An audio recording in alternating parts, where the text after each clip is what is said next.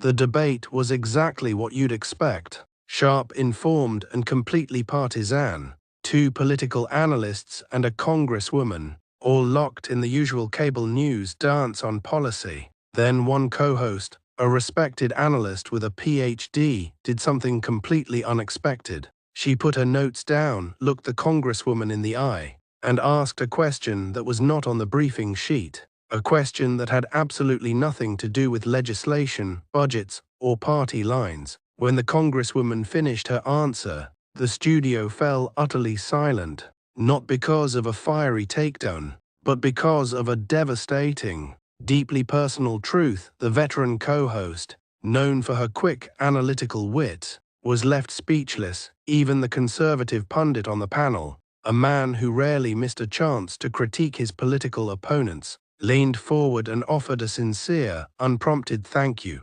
Within hours, that single, unscripted moment had broken the internet. It wasn't about a policy win. It was about something far more rare in modern political media: authentic human truth. This is the untold story of the exchange between Jessica Tarlov and Congresswoman Jasmine Crockett, an exchange that didn't just go viral. It fundamentally changed the way Americans view the people who lead them. Stick with me, because what she revealed about her journey from a simple family promise to the halls of Congress is the definition of purpose-driven leadership. And by the end of this video, you'll understand why your own personal history is your most powerful tool. The show was American Perspectives, known for its slightly deeper dives compared to the usual shouting matches. Jessica Tarlov, the co-host, was crucial to its DNA. She was known for fairness, a genuine desire to understand, and a refusal to corner her guests.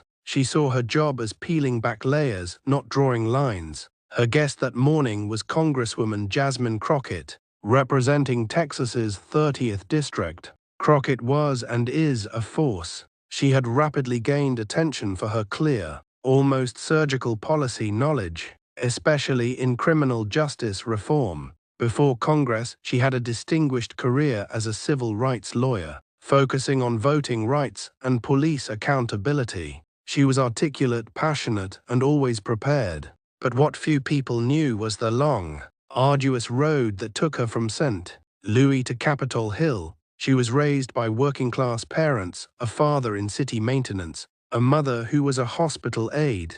Their wealth wasn't monetary. It was in their values, education, persistence, and standing up for the vulnerable. These were the sacrifices that allowed her to be the first in her family to graduate with a degree and ultimately to earn her law degree. The conversation that day had started predictably, discussing recent legislation and election cycles. Crockett was in her element, citing data on racial and economic disparities in the legal system. She was making a case for structural change. But watching her speak, Tarlov seemed to make a snap decision. She was tired of the talking points. Have you ever noticed how often we see politicians debate what they think, but almost never why they think it? Too often, politics is reduced to positions on a grid, and the human experiences that forged those positions, the pain, the sacrifice, the personal promise, remain hidden. That is what Tarlov decided to uncover.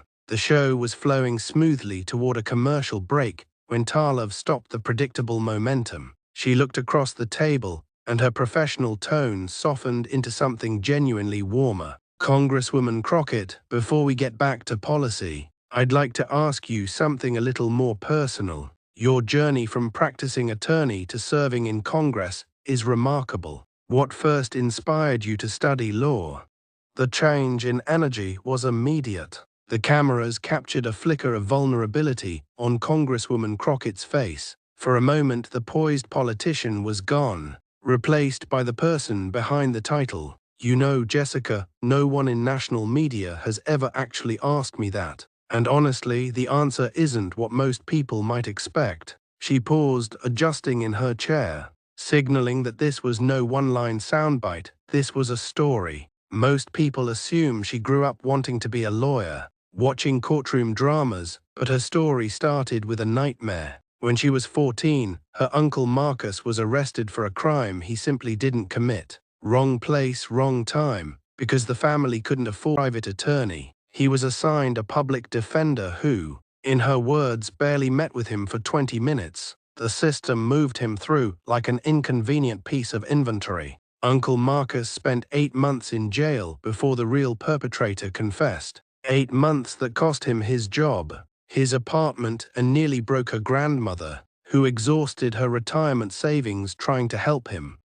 When he was finally released, there was no apology, no compensation. The system simply moved on, as if those months of his life meant nothing at all. Imagine being a teenager and witnessing that raw, impersonal injustice, watching someone you love try to process the idea that sometimes that's just how things work. Crockett remembered shaking her head, thinking that cannot possibly be true. There have to be rules against this. The desire for justice was born, but it wasn't focused on the law yet. Not right away. At first she decided she would become the president, so she could just change all the unfair rules. The table chuckled at the light-hearted detail, but she grew serious again as she approached the core of her purpose. As she got older, she realized the law wasn't just the problem. It could be the solution if it was applied correctly. The true inspiration came from the heart of her family, her grandmother. Her grandmother had an 8th-grade education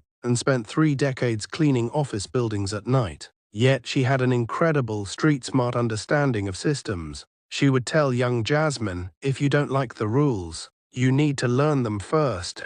It was simple, profound wisdom. The grandmother was the unwavering force pushing her toward law school. Did she live to see you become an attorney? Tarlov asked quietly. Crockett's voice wavered. No. She passed away during my 2nd year of college from pancreatic cancer. It happened so fast. This is the turning point. This is the moment a personal goal became a sacred obligation. The night before her grandmother died, Congresswoman Crockett made a promise to keep going, to become the kind of lawyer who fought for people like her uncle, people who desperately needed someone in their corner when the system failed them. Law school was a brutal climb.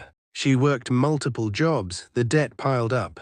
There were times she was ready to quit, but she always came back to 2 things, that promise, and another favorite saying from her grandmother, who often quoted a 17th century philosopher named Blaise Pascal. Justice without power is empty, but power without justice is just tyranny. Her law degree, she realized, was never the destination. It was a tool, a way to gain the power to keep her promise. As she moved from the courtroom to Congress, she carried those lessons. When she advocates for criminal justice reform, it's never just about numbers on a page. It's about the real people she represented, the single mother facing eviction, the young man whose mistake became a lifelong barrier to employment. The law degree was the tool, a way to keep my promise to my grandmother and to fight for the change my uncle and so many others like him deserve. When people ask why I'm so passionate about these issues, it's because they're not theories to me. They're as real as my grandmother's hands, scarred from decades of cleaning so that our family could have chances she never had. When she finished, the room was silent. That silence, that powerful emotional absence of argument, was more compelling than any political point. If the measure of your success is how many people you bring with you, what promise did you make to yourself or someone you love that is guiding your career right now? Let that sink in. Tarlov's response was simple. That is perhaps the most honest answer I've heard in 15 years of political interviews. But the real magic came from the panel's conservative commentator, Richard Mercer, known for his fierce critiques. He looked up with unexpected sincerity and said, "Congresswoman, I've disagreed with you on plenty of policies, but I want to thank you for sharing that story. It helps me better understand where you're coming from. Think about that, political disagreement, without a questioning of humanity. That's what the exchange unlocked." The viral spread was immediate and immense. Clips of Crockett's story racked up millions of views across all platforms. The reason? People across the political spectrum were sharing it. Conservatives and progressives alike saw something real. The story transcended politics, sparking conversations about purpose, family duty, and turning hardship into action. The ultimate legacy wasn't just a it was a shift in expectations. Inspired by the impact, American Perspectives launched a recurring segment called Paths to Service, inviting leaders from different parties to share the life experiences behind their policy stances. They discovered surprising areas of common ground in their motivations, even when their solutions remained distinct. The core lesson, as Crockett concluded, remained her grandmother's simple measure of success. The measure of your success isn't how high you climb, but how many you bring with you. 1 year later, a national survey revealed the true impact. Over 70% of Americans said they wanted more political coverage focused on the life experiences of public servants. This entire moment, this one spontaneous question and the authentic answer, reminded us that behind every policy stance is a person shaped by real experiences. It didn't eliminate political differences, but it restored something vital to democracy: the recognition of shared humanity. The greatest contribution she made that day wasn't a policy change, but a change in the political climate itself. It was a reminder that politics, at its best, isn't about abstract ideology. It's about people trying to fix the problems they've personally witnessed and lived through. What Congresswoman Crockett's story tells us is that the things we try to hide, the hard parts, the painful lessons, the promises we make in private moments, are actually the foundations of our public purpose. They give our work weight, they give our actions meaning. And if you're trying to build a career, lead a team, or just make a difference, remember her grandmother's wisdom: if you don't like the rules, you need to learn them first. If you found this kind of authentic storytelling refreshing, hit the like button and subscribe. And I want to hear from you. What is the personal promise or life experience that shapes your view of the world? Share your story in the comments below.